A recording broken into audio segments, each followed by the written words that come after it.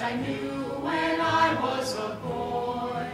And this year's the same as last year, and next year and years before. I look out at the flakes that speckle the sky, and I know I'm home.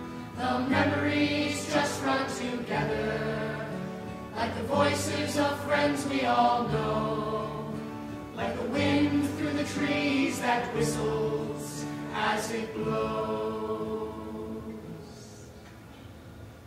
One Christmas was so much like another. In those years around the Seatown corner now, and out of all sound except the distant speaking of the voices I sometimes hear a moment before sleep. And I can never remember whether it snowed for 6 days and 6 nights. When I was 12. or whether it snowed for 12 days and 12 nights. When I was 6. All the Christmases rolled down toward the two-tongued sea, like a cold and headlong moon, bundling down the sky that was our street. And they stopped at the rim of the ice-edged, fish-freezing waves. And I plunge my hands into the snow and bring out whatever I can find. In goes my hand into that wool-white, bell-tongued ball of holidays, resting at the rim of the carol-singing sea, and out comes Mrs. Prothero! And the firemen! Snowflakes falling. We look to the sky, spin around. We cut them out of hand and they tumble to the ground. We flop onto our bellies and we slide on down the hill. With frosty tongues we eat them, but we never get our fill. It was on the afternoon of the Christmas Eve, and I was in Mrs. Prothero's garden, waiting for cats. With her son Jim. It was snowing. It was always snowing at Christmas. December, in my memory, is as white as Lapland, though there were no reindeers. But there were cats. Patient, cold, and callous, our hands wrapped in socks, we waited to snowball the cats. Off to battle in the snow, off to battle, here we go, with the cold wet buns in hand, we march across the snowy land, sleek and long as jaguars, and horrible whiskered, smidging and snarling, they would slink and sidle over the white back garden walls. And the lynx-eyed hunters, Jim and I, fur-capped and moccasin trackers from Hudson Bay, off Mumbles Road, would hurl our deadly snowballs at the green of their eyes. But the wise cats never appeared. We were so still. Eskimo-footed Arctic marksmen in the muffling silence of the eternal snows. Eternal ever since Wednesday. That we never heard. Mrs. Prothero's first cry from her igloo at the bottom of the garden! Or if we heard it at all, it was to us, like the far-off challenge of our enemy and prey, the neighbor's polar cat. But soon the voice grew louder. Fire!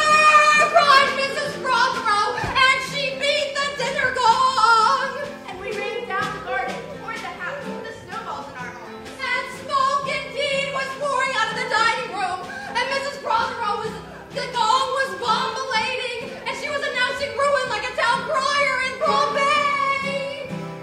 Fire, call the fire brigade. It's snowing outside and the house is in flames. A fine event for Christmas time. Someone find a telephone outside.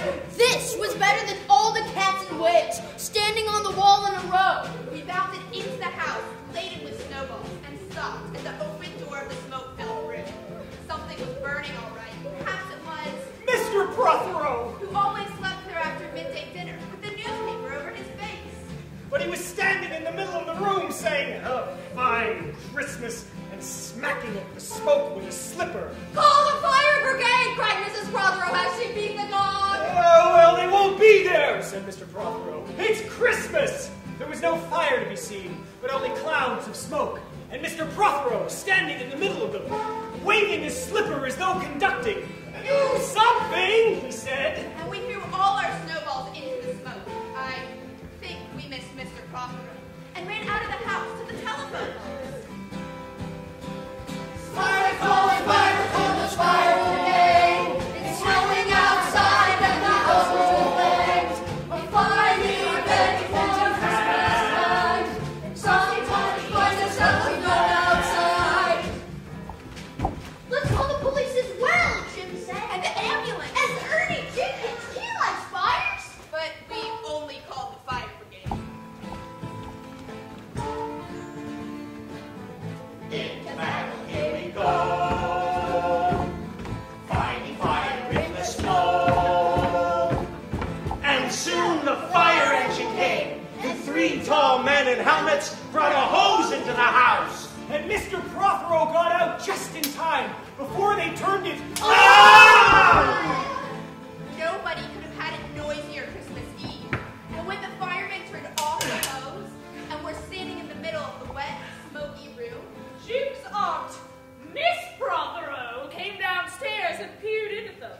Jim and I waited very quietly to hear what she would say to them. She said the right thing, always. She looked at the 3 tall firemen in their shining helmets, standing among the smoke and cinders and dissolving snowballs, and she said, "Would you like anything to read?"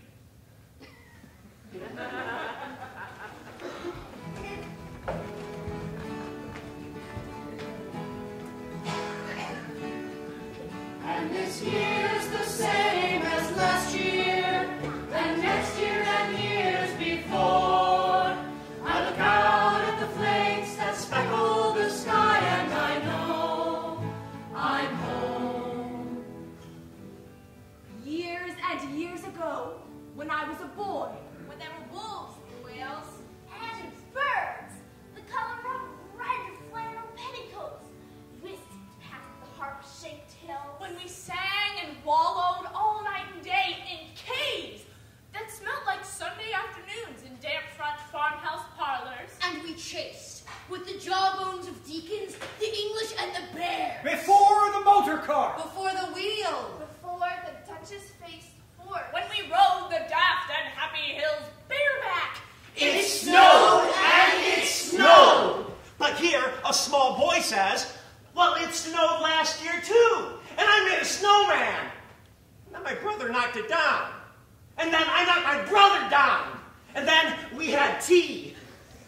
But that was not the same snow, I say. Our snow was not only shaken from whitewashed buckets down the sky, it came shoveling out of the ground and swam and drifted out of the arms and hands and bodies of the trees. Snow grew overnight on the roofs of the houses, like a pure and grandfather moss, minutely ivied the walls, and settled on. The postman, opening a gate like a dumb thunderstorm of white torn Christmas cards. Were there postmen then too? Well, the postman was known for blocks around. He trudged through the snow, up and down. He'd walk to your door with a bag on his back. With gloves on his hands, he'd go round